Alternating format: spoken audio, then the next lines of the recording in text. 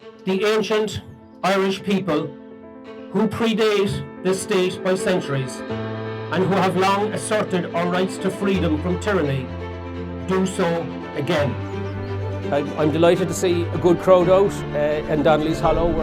Some of you will have already read the Killarney Declaration. It's online at 1215tribes.com and you can sign it there. And an important moment. This isn't just a speech, it's an actual signing of a declaration.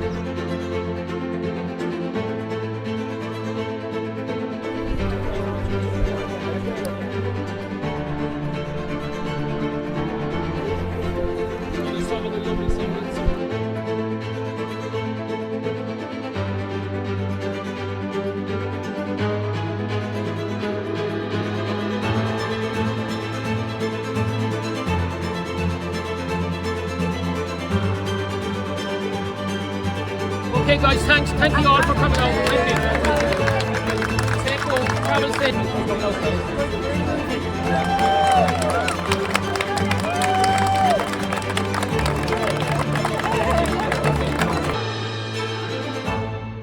I have here on my left the Killarney Declaration, which was read to a Globalist summit in Killarney on the 20th of May, at which the Director General of the World Health Organization was speaking. As we speak, as we gather here on this, sacred ground for the Irish, as we speak, the Minister for Health, Stephen Donnelly, is over in Geneva at the World Health Organization Assembly, poised with his pen to give up, without any reference to the Irish people who predate the state by centuries, handing over more sovereignty and freedom, and allowing to be put in place what can only be best described as a global technocracy. During the week, Irish-American professor of international relations, a career-long expert on international institutions, supranational organizations, Professor Francis Boyle, described the World Health Organization pandemic agreement and the regulations as a totalitarian medical police state. That's what he's described it as. It's exactly the words that I use, almost exactly, in the Killarney Declaration. But where we are is far more serious than that. The COVID-19 was a runway to land what they're attempting to land in Geneva this weekend. Half of it has failed already, which we can thank to a large degree all the activists throughout the world, especially the Japanese, and most especially the entire Republican political establishment in the United States, which came out on the 1st of May and told the US President, under no circumstances are you signing anything with the World Health Organization on our behalf. All of the state attorney generals of the Republican wing said the same thing. A number of states in the United States, led by Louisiana, are bringing out legislation effectively to ban the United Nations, the World Health Organization, and its strategic alliance with the World Economic Forum from the soil of those states. They've got the mentality right. Over here, the Irish media establishment in the first quarter 2020 died. It finished. There has been no journalism. There has been no questions asked. The basic questions have not been asked. They're all asked here in this declaration, every single one of them, because the World Health Organization is an agency for a much greater power behind what's going on. The United Nations, just let's look at what's happening. We see the flooding of Ireland by economic migrants, in inverted commas. It's happening in other countries. It's taken me 3 years to figure all this out. For most of that time, I didn't believe what I was looking at. It was so big, so vast. I said it couldn't be true. But the more I read, the more conferences I went to, the more it became clear that all these dots were joined up. There's a myopic focus on what we're seeing happening in our neighbourhoods. That's a distraction. It's a very serious distraction, but it fails us to see the bigger agenda. So we see that coming, and that's destabilising society. It's also destabilising other countries. Ireland isn't unique, but what makes Ireland unique is we're a very homogenous culture, and that makes us very different. We're also the global headquarters in Europe for the American pharmaceutical and technology industry. So when you look at joining the dots, what you see is that going on. Then you see the attack through our children, misgendering and sexualization of children. That's UN policy being enacted throughout our schools. Then we see we see hate speech laws. The hate speech law is all part of it. The hate speech law, which has not been enacted yet in Ireland, because the political establishment is very sensitive about it now because they're in an election year, that is designed to stop us from talking to one another. It's to send a cold chill through the population. That's its intention.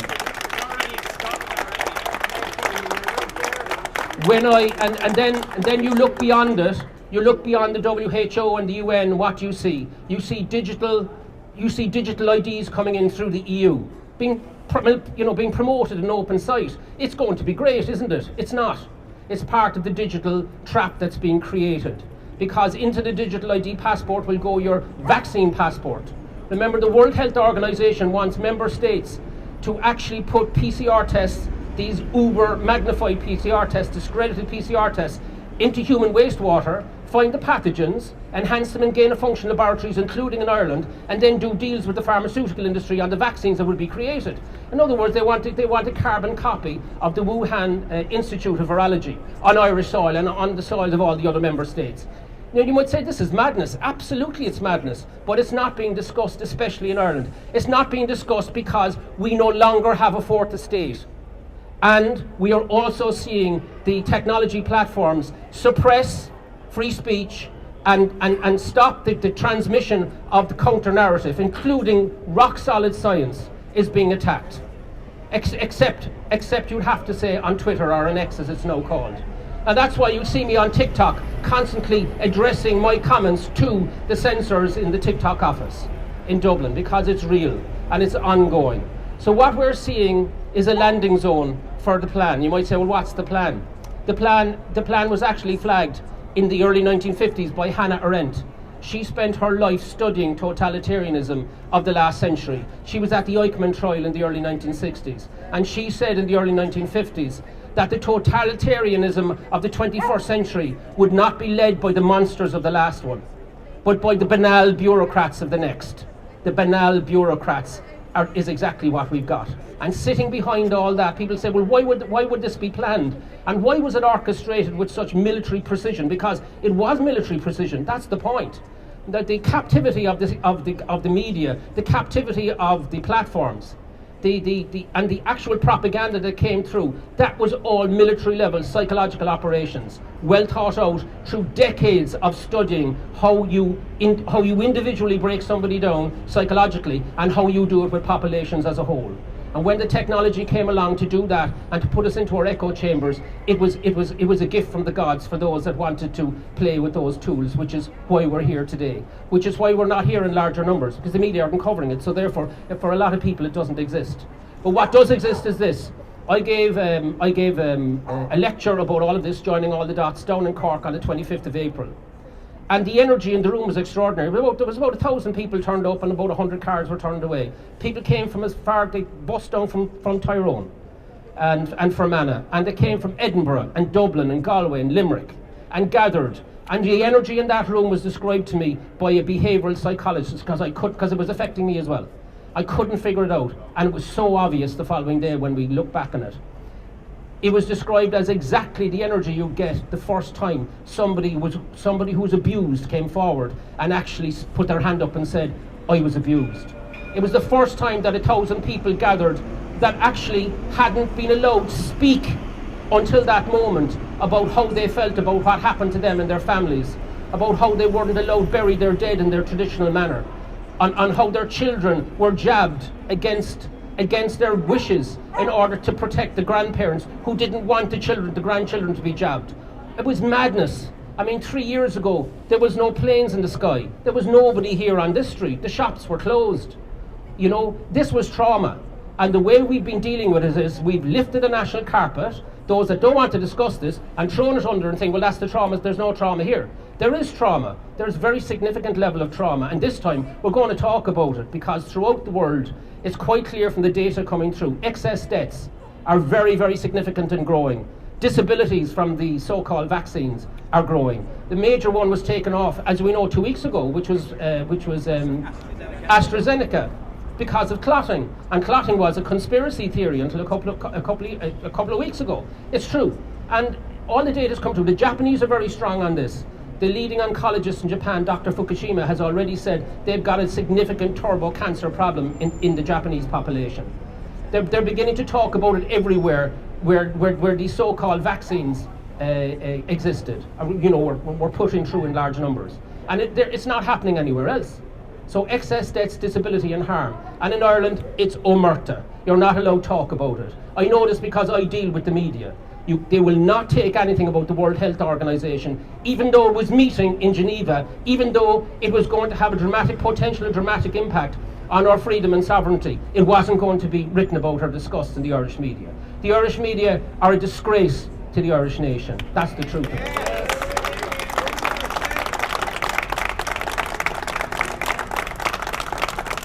And so we've reached a pivot point globally, which is why I'm using the tagline, we see you. Consistently I'm saying, we see you. We're letting them know wherever we are, the people, we know see you. We see you as a globalist. Stephen Donnelly is a globalist. Leo Varadkar was a globalist. World Economic Forum trained globalist. And so it goes on. Ardern in New Zealand, Trudeau in Canada, who went in and took money from truckers' bank accounts, right, and left them out in the cold in Ottawa.